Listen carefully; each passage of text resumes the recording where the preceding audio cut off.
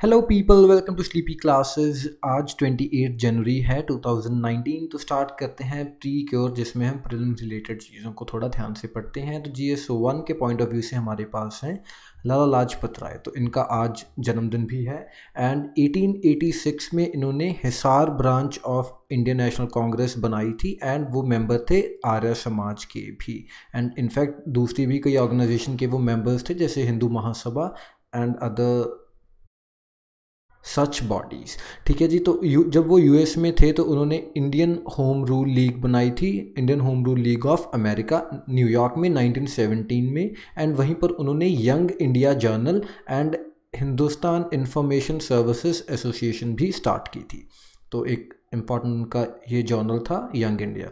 ठीक है जी। एंड 1920 में जो स्पेशल सेशन था नॉन कॉपरेशन मूवमेंट को लॉन्च करने वाला इन कैलकाटा, तो उसके वो प्रेसिडेंट भी थे इंडियन नेशनल कांग्रेस के उस सेशन की, कैलकाटा स्पेशल सेशन की। ठीक है जी। तो आपको दोस्तों कमेंट्स में बताना है कि 1920 में एक नागपुर सेशन भी हुआ था, तो उसके प्रेसिडेंट कौन थे।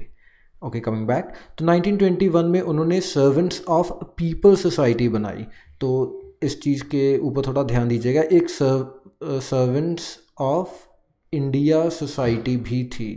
तो इसके फाउंडर कौन थे? इसके फाउंडर थे गोपाल कृष्ण गोखले। ठीक है जी। तो and he was the political teacher of mister Gandhi as well. ठीक है।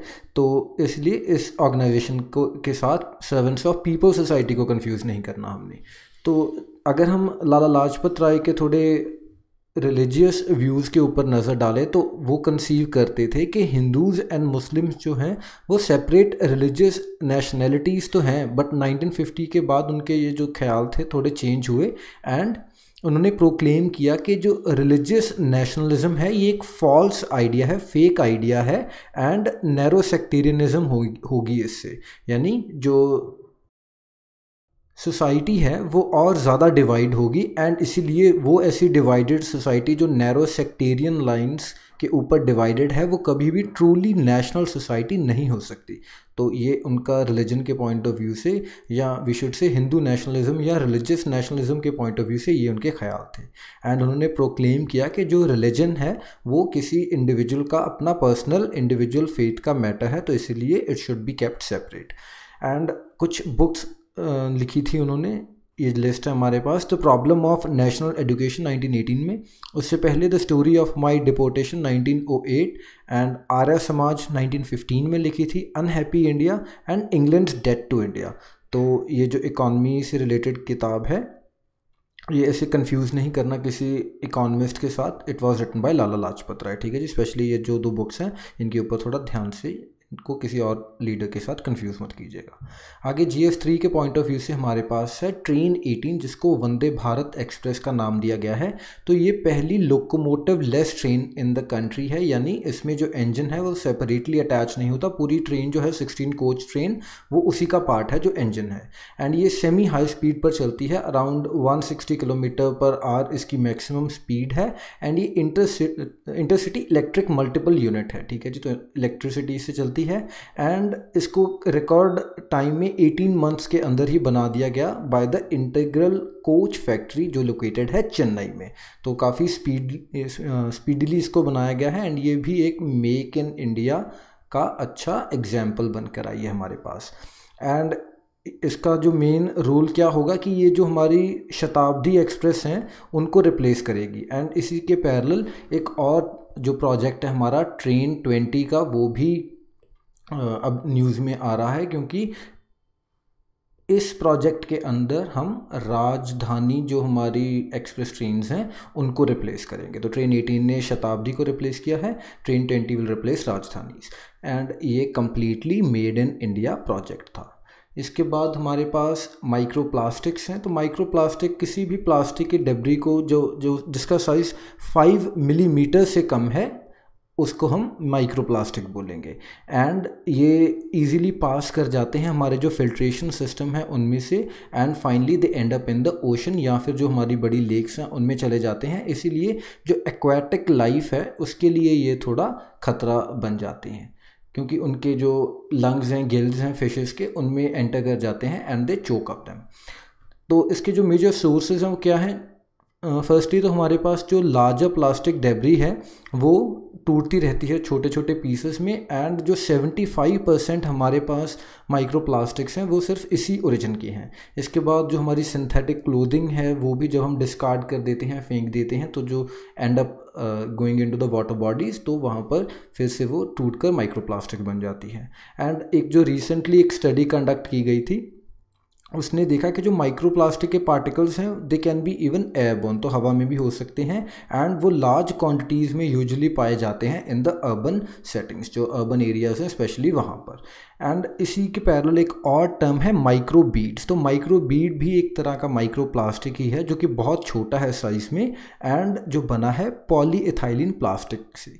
एंड ये यूजुअली जो हमारे हेल्थ एंड ब्यूटी प्रोडक्ट्स हैं, हमने जैसे टूथपेस्ट देखे हैं या फिर जो हमारी ब्यूटी क्रीम्स हैं उनमें भी ये पाए जाते हैं माइक्रो बीड्स, जो ग्लोइंग क्रिस्टल से होते हैं टूथपेस्ट में स्पेशली। तो दोज आर माइक्रो बीड्स, जो एक टाइप है माइक्रो प्लास्टिक के ही। एंड हमारे लिए क्यों ये इंपॉर्टेंट है? क्योंकि पहली बात, जो प्लास्टिक है वो एक मैन्युफैक्चर्ड प्रोडक्ट है, तो इसीलिए जब भी कहीं हमें इस दुनिया में वो दिखेगा तो it would have been human made. तो इसीलिए अब ह्यूमंस ने ही कुछ जनरेट किया है, तो अब उनकी ही रिस्पॉन्सिबिलिटी है कि वो उस चीज़ को ख़त्म भी करें। अदरवाइज़ जो प्लास्टिक है वो नेचर का पार्ट नहीं है, तो इसीलिए इसकी डिकम्पोजिशन होना इज़ वेरी डिफ़िकल्ट। तो इसलिए इसको जो ख़त्म करना है वो भी ह्यूमंस के ऊपर ही है। एंड जो ये पार्टिकल्स हैं प्लास्टिक्स के, ये एक्ट करते हैं एज वेक्टर्स ऑफ कंटेमिनेंट, ठीक है जी। तो पोल्यूटेंट हैं, एंड ये अपने साथ हार्मफुल जो सब्सटेंसेस हैं वो भी लेकर चले जाते हैं जो हमारी वाटर बॉडीज़ हैं उनमें। एंड फाइनली जो ऑर्गेनिजम्स कंज्यूम करते हैं उनको, जो एक्वेटिक लाइफ है, फिशेस हैं, तो they fall prey to this, and इसलिए उनकी डेथ होती है। तो इसलिए इस चीज़ से होता क्या है, पूरा इकोलॉजिकल जो हमारा बैलेंस है वो ख़राब होता है, क्योंकि ये कुछ फॉरेन पार्टिकल जिनका नेचर में कोई तोड़ नहीं है वो जो एक्वेटिक लाइफ है उसको डिस्टर्ब कर रहे हैं, ठीक है जी। इसके बाद हमारे पास है सिमलीपाल नेशनल पार्क, तो ये आज न्यूज़ में था। इसके पैरेलल एक और सतकोसिया नेशनल पार्क भी न्यूज़ में था, तो आई होप आपने इन दोनों के बारे में थोड़ा पढ़ा होगा। सिमलीपाल के बारे में हम डिस्कस कर लेते हैं। तो ये एक नेशनल पार्क है जिसमें एक टाइगर रिजर्व भी है, एंड ये पार्ट है इवन कि मयूरभंज जो एलिफेंट रिजर्व है उसका भी, ठीक है जी।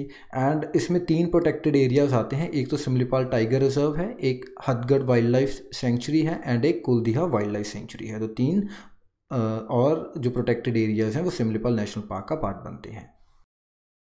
इस नेशनल पार्क का नाम सिमलीपाल कैसे पड़ा? क्योंकि यहाँ पर बहुत अबंडेंटली मिलते हैं हमें Samuel plants. Samuel plants basically क्या हैं? रेड सिल्क कॉटन ट्रीज हैं, तो कॉटन के प्लांट्स हैं। सेमुल, ये स्पेलिंग्स गलत हो गए थे यहाँ पर, तो इसी के नाम पर इसका नाम सिमलीपाल पड़ा है। एंड ये 7th लार्जेस्ट नेशनल पार्क है इन इंडिया, तो इसलिए थोड़ा इंपॉर्टेंट भी है हमारे लिए, काफ़ी बड़ा पार्क है, 7th लार्जेस्ट।